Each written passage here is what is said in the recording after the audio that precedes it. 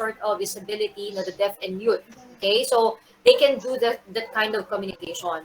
Okay, however, if we don't have any, if we're not disabled, it is expected from all of us, to really enhance our vocabulary through time.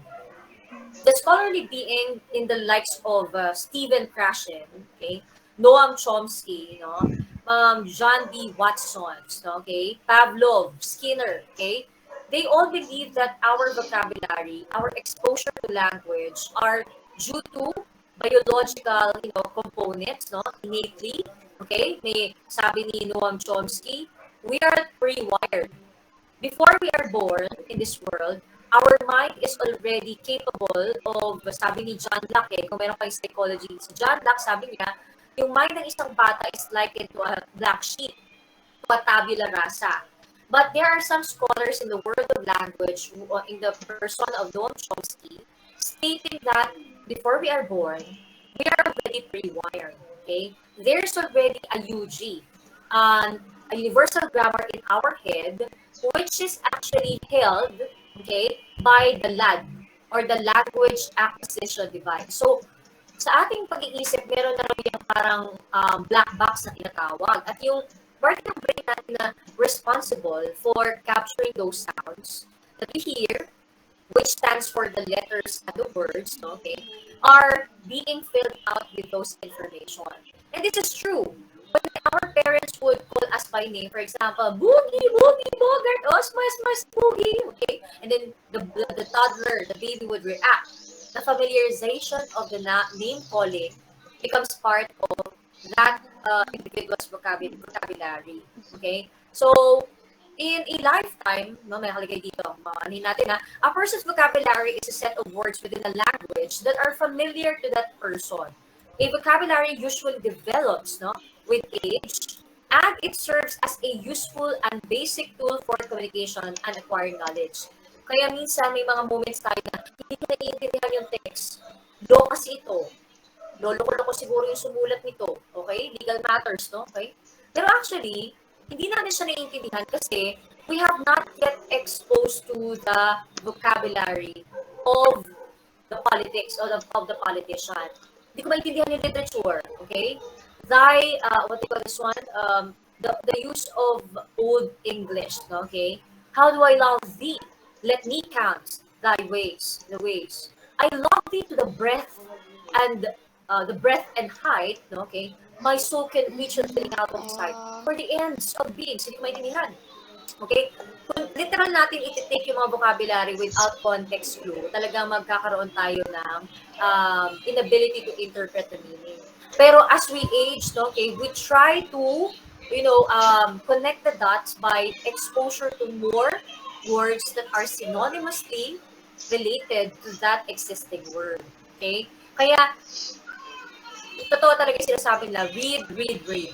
Recite, read, and then write. Okay? Share. So, yan. May mga nandun. So, here are the following list of troublesome words in English, okay, which I will be sharing with all of you.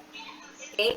So, the moment that we see each other, I would like everybody to, acknowledge the differences amongst the following. Okay? There are some repetition of words, baka mapansin niyo kasi baka na-duplicate lang nung tinatype ko. Okay, so there are more than 45. I'll be giving you a sit work, okay, next week, a synchronous session. So, this is also made up of some part of speech. So, I'm going to share with you my PowerPoint presentation. It's made up of 51 pages, okay? So, we will go back and emphasize some parts for you to, revisit, okay? But what I'm trying to give you are same as what you are seeing, okay? In the text, okay? On page 15 to 84. Pero kasi nandito sa ating IM, ang unang binigay ko muna is yung short recall of the subject and verb agreement. So, nilagay natin siya ng X and check para makita niyo yung comparison dito, okay? And then, I have provided examples so that you can identify, okay, the explication, all right, of each item. Okay, for example, the use of an, and then others. So, I'll be asking you to read this part because once you see each other, okay, ayan, ito pang preparatory ko doon, 423 na kasi. Okay. All right. So I'll be concentrating next time on the common sentence quotes, no? Pero definitely assignment ko sa inyo muna for the meantime is to read, okay? And be familiarized with the vocabulary words that I have here, commonly misused words. Alam niyo ba, pag nag-civil service kayo exam, ang isa sa mga sa part ng exam na yan ay yung synonym and antonyms and then list of troublesome words in English. So, the spelling and the meaning vary, okay? So, please get acquainted with the following, alright? Okay, naiintindihan niyo po ba, children? Iiwan ko to sa inyo lahat, ha? Yes, Okay? ma'am. Opo. Naintindihan So, po Yes, namin. ma'am. upload this Copy that. PDF. Okay, if you have time within the week to go over, kasi this is a review of the part of speech. Okay? And hindi ko naman pwedeng isa-isa niya sa inyo.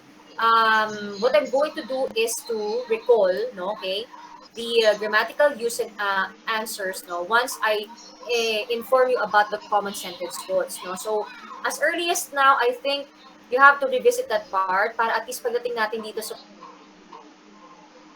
common sentence quotes, no, okay, marirealize nyo na, ay, kaya pala yung verb niya ay hindi dapat kinocombine sa pronoun. Kailangan hindi siya contracted. Ay, may problema dito sa, ano na to, sa part ng idea na to, okay? Yung kanyang pronoun ay hindi consistent dun sa iba pang pronoun. Ang tawag pala dun ay USPOV or unnecessary full point of view. So, to understand more about the common sentence faults, no? Okay, yan. I have to explain to you the difference between unity, coherence, and emphasis. And I can only, lead you to this if you have started reading about the review of the basics of the grammar language. Okay, yan, yung rules ng subject-verb agreement. Okay. So, meron tayong 30 plus rules, no? Sa inyong IM. It runs from page 19, 20, okay? Ayan, 30 rules of the SVA.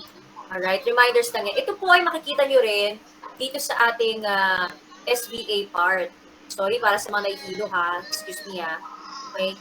So, pagdating natin dito sa verb, yan, makikita nyo dito sa ilalim yung, okay, yan.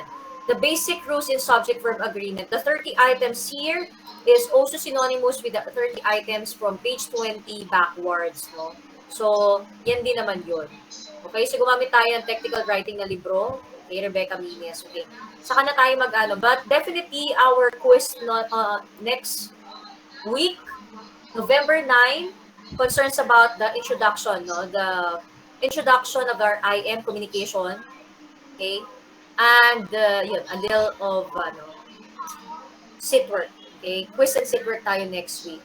Quiz on the communication. Ano ba yun?